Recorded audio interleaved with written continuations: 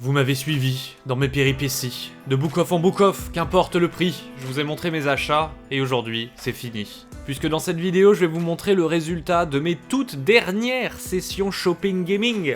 Après Tokyo et Osaka, j'ai fait d'autres villes, mais dans une démarche plus touristique que chasseur de trésors. Pourtant, vous me connaissez, s'il y a une boutique à proximité, mes oreilles se dressent, ma queue s'agite, et je suis obligé d'entrer par simple curiosité. Et voilà où elle m'a mené cette curiosité, dans un Suragaya, à Kyoto. C'est vraiment pas loin d'Osaka, à peine une demi-heure en train. Donc si vous allez dans ce coin, il serait dommage de ne pas faire les deux villes. Kyoto est la capitale historique du Japon, puisqu'en 1860... Mais non, vous vous en tapez de ça, vous êtes pas là pour un cours d'histoire, vous êtes là pour voir pourquoi j'ai acheté un jeu Nintendo 64 DD à 11 000 yens. Alors que j'ai même pas de 64 DD. À vrai dire, c'est surtout pour la collection. C'est un jeu Mario quand même, sur une extension absolument fascinante, par la force avec laquelle elle s'est plantée commercialement. J'aurai peut-être l'occasion de vous en parler prochainement sur la chaîne, abonnez-vous, tout comme cette manette Nintendo 64 fabriquée par Ori. Elle est très recherchée par chez nous, pour ses améliorations d'ergonomie. Donc pour 40 €, c'est un très bon prix.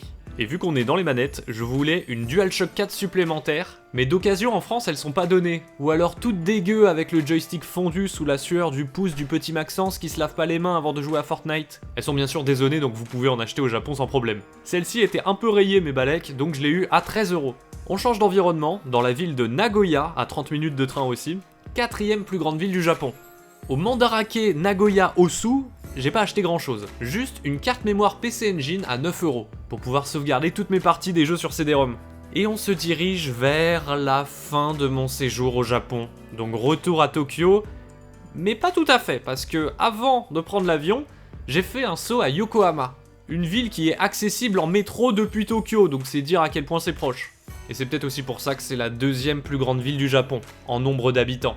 C'est un peu de la triche, je vous ai dit c'est juste à côté, je suis sûr qu'il y a des travailleurs qui font l'aller-retour tous les jours.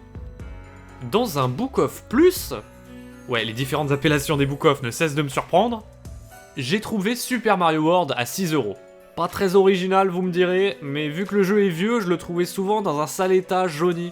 Là il est pas mal, j'ai déjà le jeu en pâle mais bon il est tellement culte, je le voulais aussi sur ma Super Famicom pour y jouer officiellement en 60 Hz.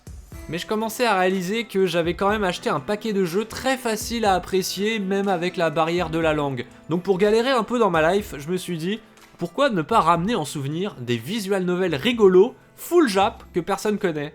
Comme Snow, sur PS2, à 3 €. On verra ce que ça vaut, mais je vous promets rien. Et sur PS Vita, Chaos Head Duel, à 25 €.